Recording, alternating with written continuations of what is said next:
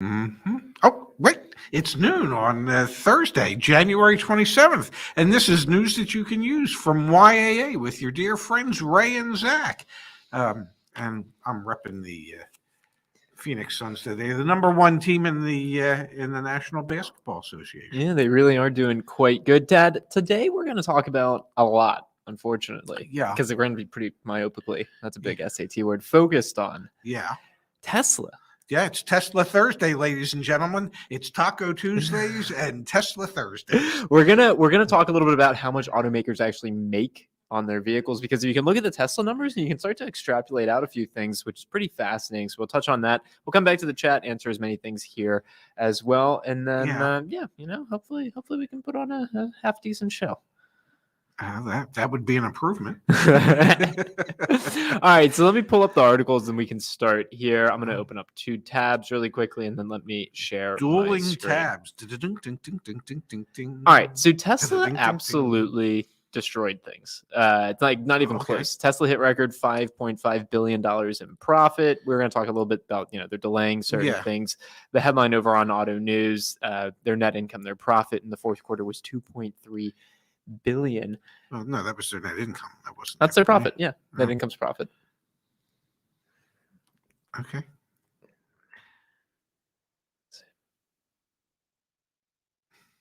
Oh, typically net income is synonymous with profit. Okay, cool. There you have it. That's why you keep me around, man. Yeah. So just in the fourth quarter, they made $2.3 billion. Yeah. And their revenue swelled 65% to $17.7 billion. All right, so what's your take on this? And then there's some interesting data points from this that I want to pull out that help me start to think about, okay, how much money is Tesla actually making? I mean, we know in absolute terms, but like per car, how much money are they actually making? But what's your reaction to seeing that Tesla is leading the way? Well, God bless them. I mean, obviously there's a business model that works. It's taken a number of years for it to become profitable and successful, but obviously Elon Musk and his team are onto something. They figured out how to produce the requisite number of cars, and so between their software business and their cars, they're making some. I think the phrase is coin. Yeah, they're making a lot of coin. Yeah. So here's what I found interesting. When you start to dig into some of the numbers, so they made $5.5 billion in profit, and that was off of 960,000 cars sold globally. Yes. Okay? They don't disclose their numbers for the United States, but globally 960,000 cars. Yeah. When you do the math on the 5.5 billion from 960,000, it comes out to roughly they made like $5,800 per vehicle. Yeah. PVR. Yeah. Per vehicle retailed, but not retailed because wholesaled. Well, no, they're retailed because they are the retailer. They are the retailer. Yeah. So then last time I checked, isn't that their? Yeah. You're 100% right. So then you start to think a little bit about that. So they make $5,800 per car sold. Yeah. What's the average Tesla cost? You start to do the math, and there's no like definitive. Here's what the average Tesla costs, because you don't know how many of each particular vehicle they sold. But it's got to be somewhere around $50,000-$60,000, because some of them are cheaper, some of them are more. Yeah. Call it $60,000. Yeah. That puts their margin per vehicle at about 10 grand. At 10%. Yeah. And I just think that number's got to be low. You really think that they make even more than that? Well, if auto dealers are averaging about $5,000 per vehicle. But it is fascinating because Tesla doesn't have a dealership model. No, I get that, but I just can't imagine that they've run their profit margins so thin from production to retail that they'd only be making 10%. I think the number would be higher than that. Or it could be that in a few years, we're going to see that number go up even more as there's more efficiencies built in.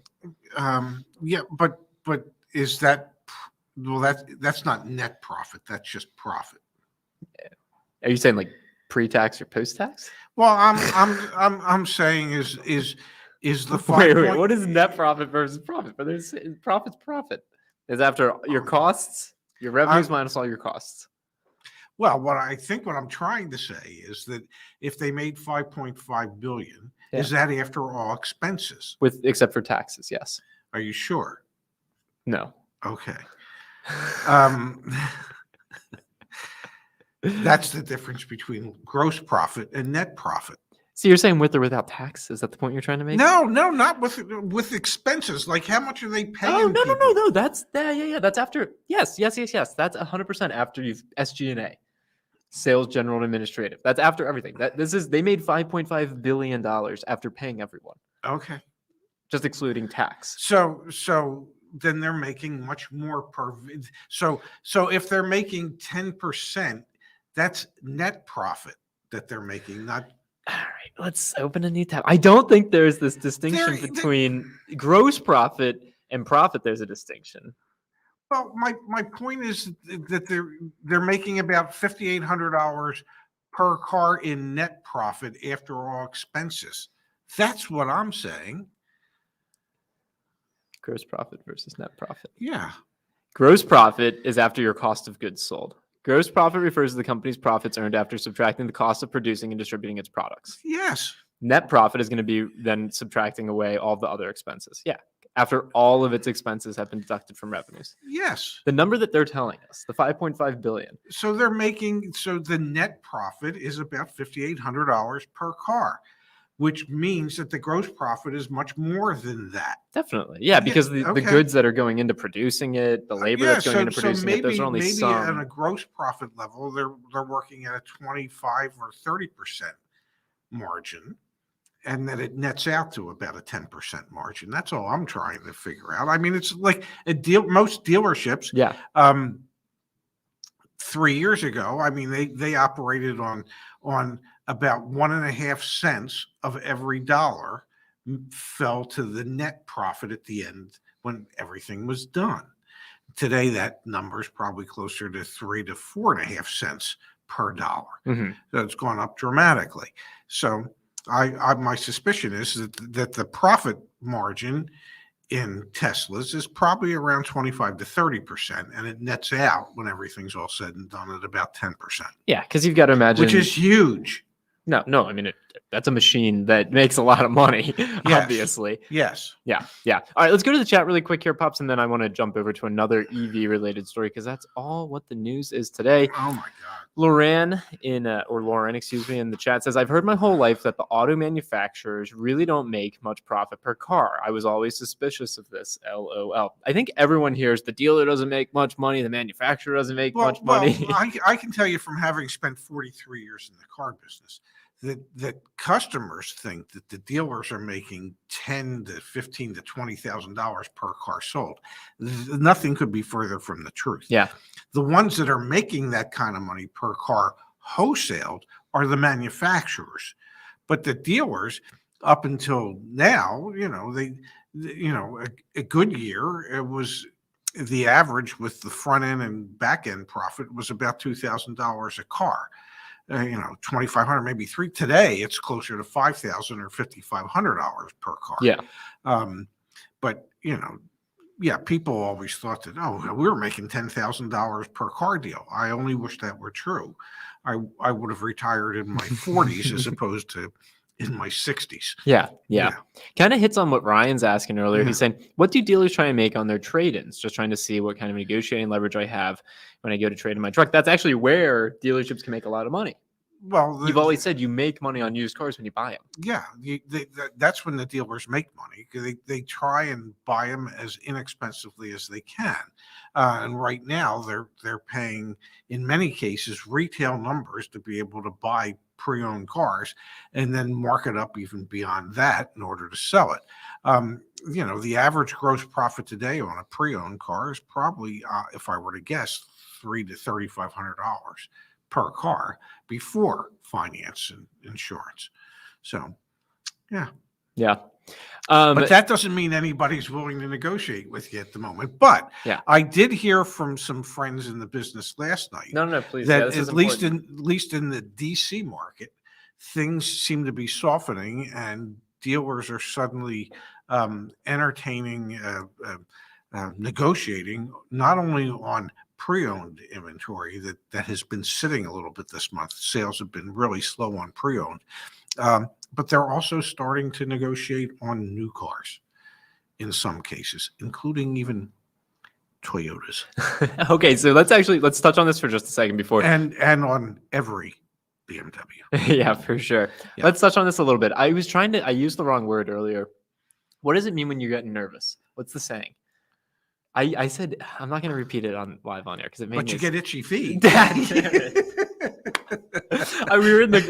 We were filming another car review today, and I said, yeah, of course, the dealers are going to get itchy feet. That is totally not the saying. What is the saying? They get nervous and jerky. Okay. So what I'm thinking is happening right now is we've Yeah. seen a lot of weakening in used car prices on the valuation side for the consumer, like the trade-in values. Not a lot of the trade-in values and the Carvana offers and things like that. Yes, but on a wholesale level, it's been pretty flat. There's been 4 or 5 weeks in value reductions, and during that time, that might have amounted to a 1% decline. Yeah, so it hasn't been significant on the wholesale No. side, but like the retail offers that people are getting from the Carvanas of the world Seem to be going down. have gone down Yes. considerably. And I wonder how much, and our expectation still is that springtime used car prices are going to Yes. keep coming back up because there's no indication. We actually met with David Chow from Automotive Press yesterday. That video will be out hopefully over the weekend, maybe early next week. We learned a lot about the semiconductor shortage. He says we're at least a year away. Yeah, And he says a that's year to year and a optimistic. half. But he suspects that there'll be huge improvements within a year. My point being that I could see some dealer groups looking Yeah. at their P&Ls and saying, okay, we're starting to age some of this used car inventory that we spent a ton at the auction for, Mm-hmm. or we bought wholesale in whatever format, and it's fairly expensive. And actually, even at the wholesale market, it's worth less now. And oh crap, Carvana, CarMax, they don't even want to buy it from us at what we paid for it. Okay, sell it to a retail customer, make money up on the back end. Yes. It does give me a sense that like maybe there are some deals relative to be had. Yes, right now. and I think there might be, but I think it also depends on the part of the country. Cold feet. Oh, I like that. Well, in Zach's case, they're called itchy feet. That was so dumb. I can't yeah. believe I said itchy feet. Yeah, I can't believe Yeah. I brought it up here. yeah. Well, that was nice of you. But in at least in the Washington metro area, Yeah. there seems to be a softening of the retail market. Definitely. Now,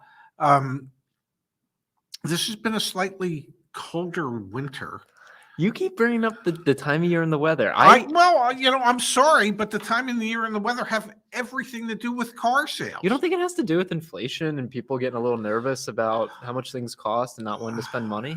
Let's see. The U.S. economy grew at on an annualized basis. I Fine. think it was 5.7% last year. Fine. 5.7%, the most it's grown since 1984. I think the number was. So, yeah, are there inflation concerns? Absolutely, there are. Are there great disparities between the lower middle class and the upper class? Yes, there are. But is there money still to be spent? And Yep. is it being spent? Obviously, in many cases, it is if the economy is growing at that rate. No, I hear you. I think from having spent 43 years in the retail automobile business, that climate conditions, weather, and time of year Yeah, matter. I hear you. And I'm not going to fight you on that. and in all the years I did it, either January or February, one of those 2 months was going to be your slowest sales month of the year. Every year. It only, it was just amazing whenever you looked back, it was either January or February. It was never March. It was never April. It was No, I never hear May. you. I hear you. So we're in what is the slowest time of the year for car sales. So yes, I think all the dealers that had happy feet in December when they were making record profits and selling record numbers of used cars. Yep. I think those happy feet are turning into slightly cold feet at the moment because they're seeing a softening that they should have seen coming. Definitely.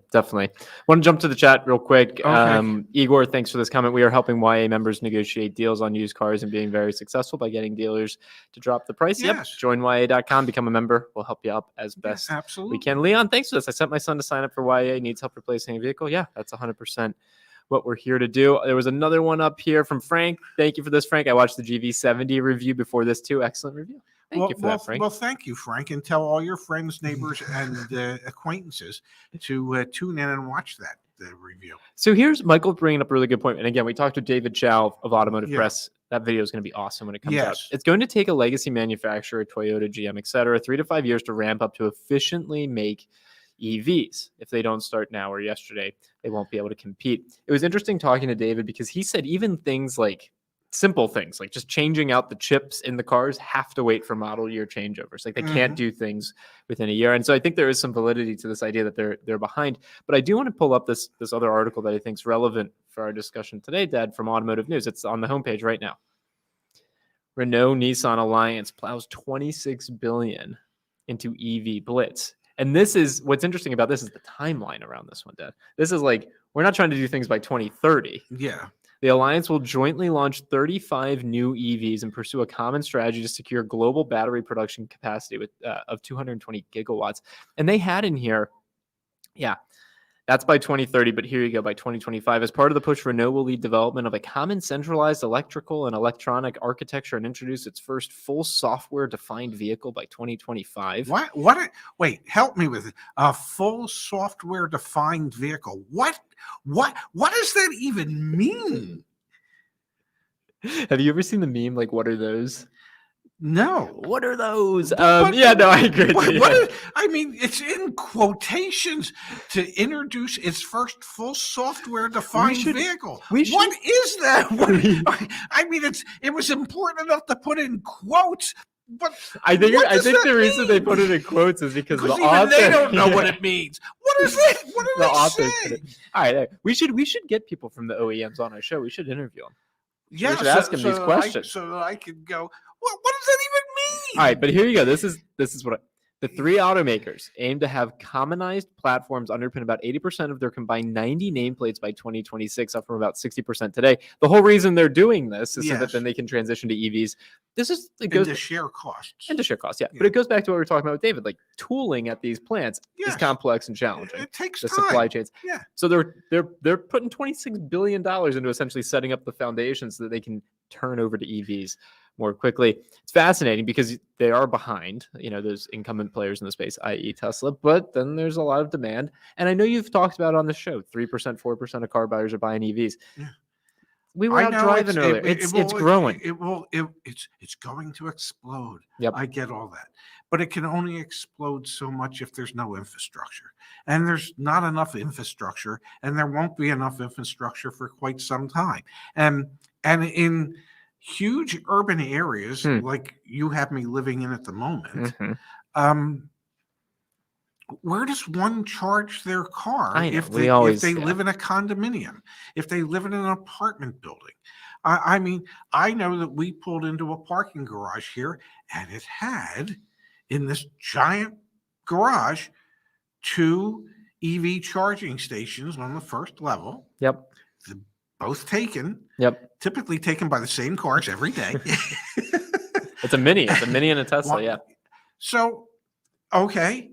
What are the rest of the EVers doing when it comes to charging their cars in these parking garages? I mean,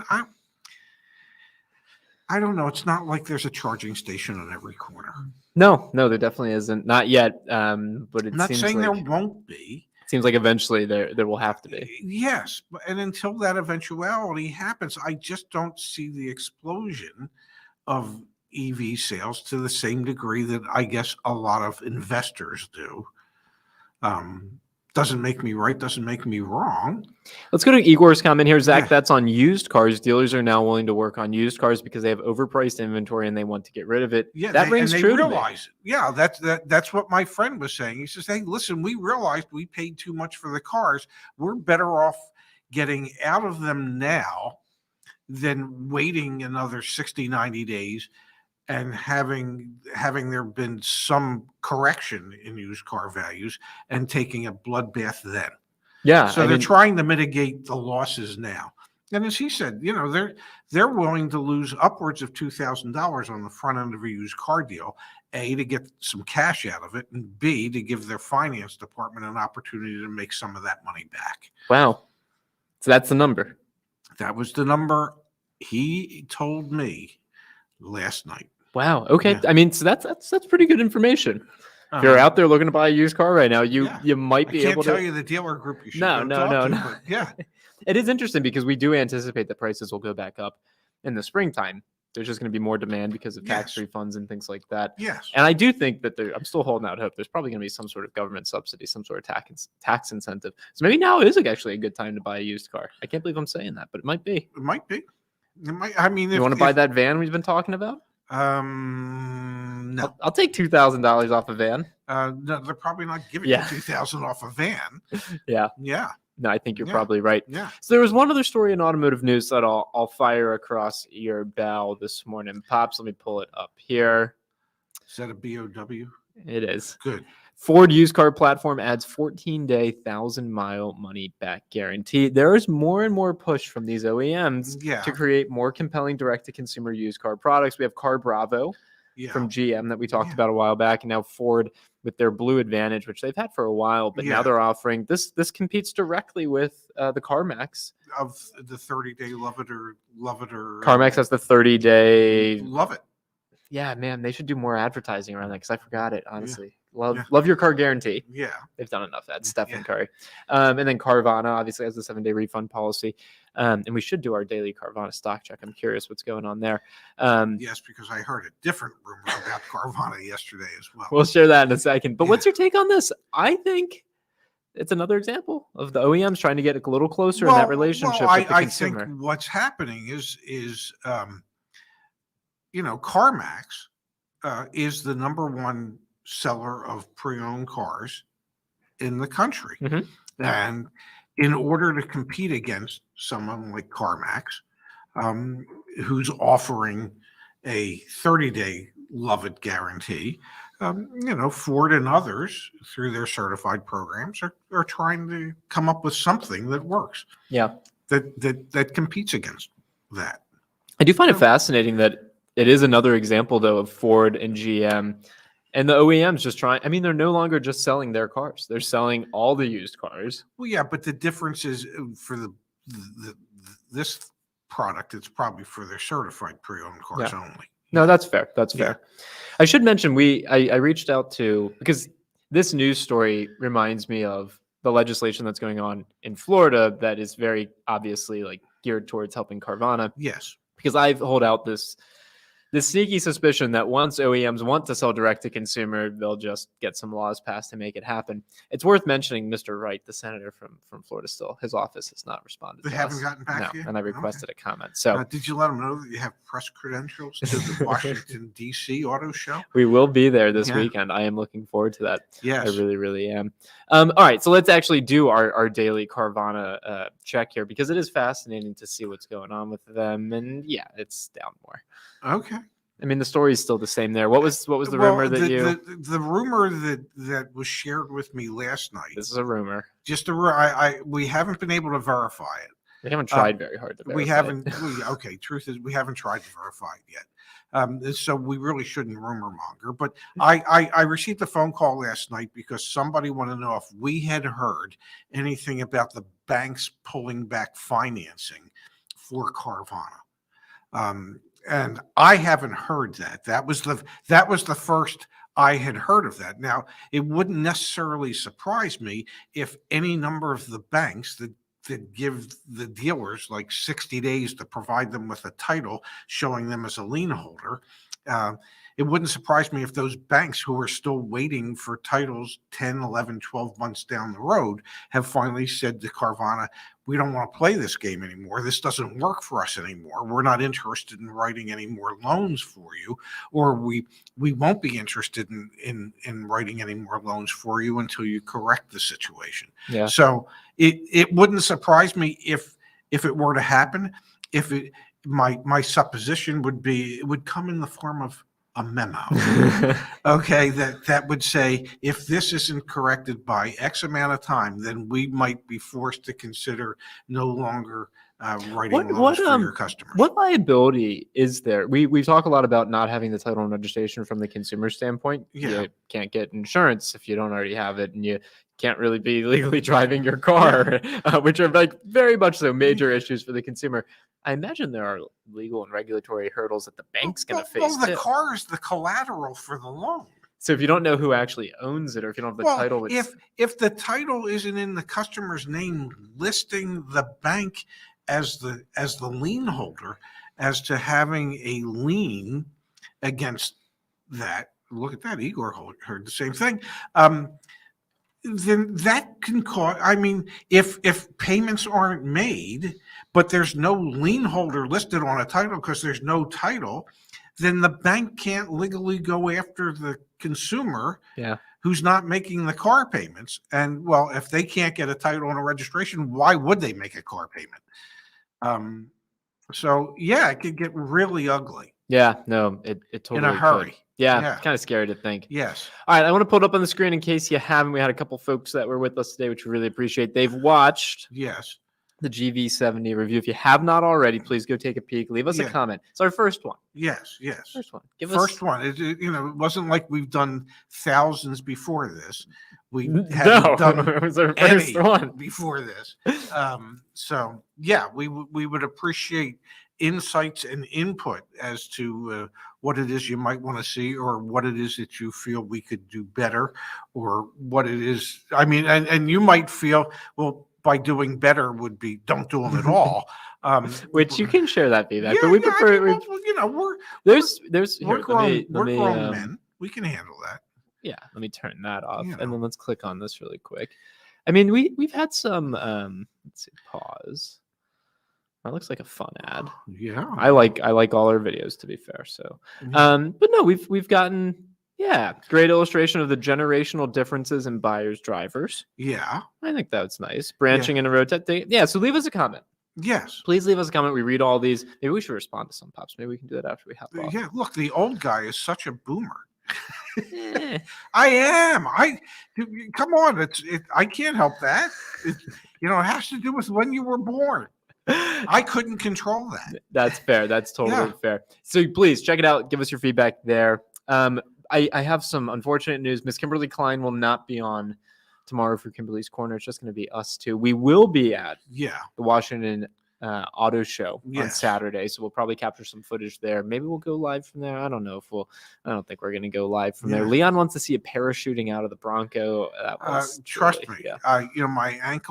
My ankles and knees would feel better today had I parachuted out of that damn Bronco. And let us know what you want to see us review as well, please. Or even, they're more just like car talks. Like, we're having fun in the car, but we've got coming soon BMW M3, which was a lot of fun. Yes. The Ford Bronco. Yes. Which was the Badlands Sasquatch first edition. First edition. Yeah.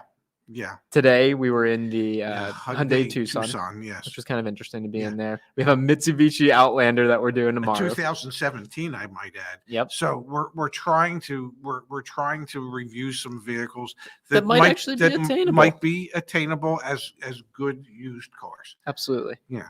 Or we could find out exactly what type of POSs they are when they're 4 years old and have however many miles on them that they might have. This is true.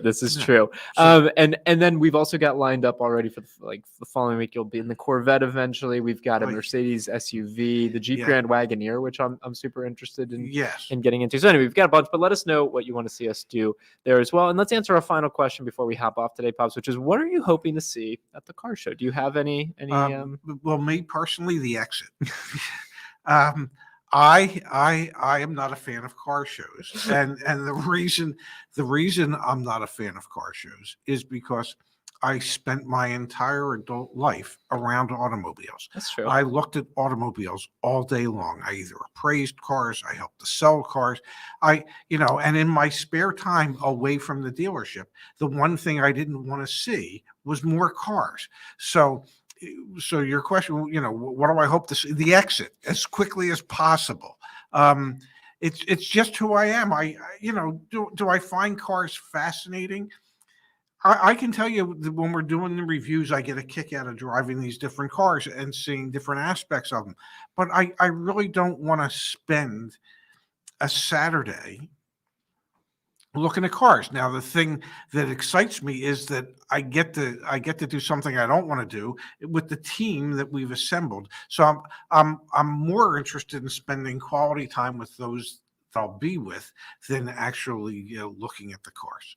Well said. That's just me. Well said. Yeah. I'm interested to see some of the EVs that they're going to have there. Mercedes EQS, I've never sat in that. I've never really seen one, so I'm excited to kind of play around with that a little bit. And I think there's Will they let you play around with it? My guess is that I'll they're not sit in letting it. you- I'll be able to sit my, in it. my guess is they won't even let you open the door on the EQS. Just a guess. Stay tuned. You'll be the first to know. All right, Pops, let's call it a day. Let's grab some lunch. And yeah, thanks for everything. Well, it's once again been my pleasure to spend the better part of my morning and early afternoon with you. Time to get to work. Time for me to go home and make lunch. Yeah. See you guys. See you, everybody. See you all tomorrow. Thanks.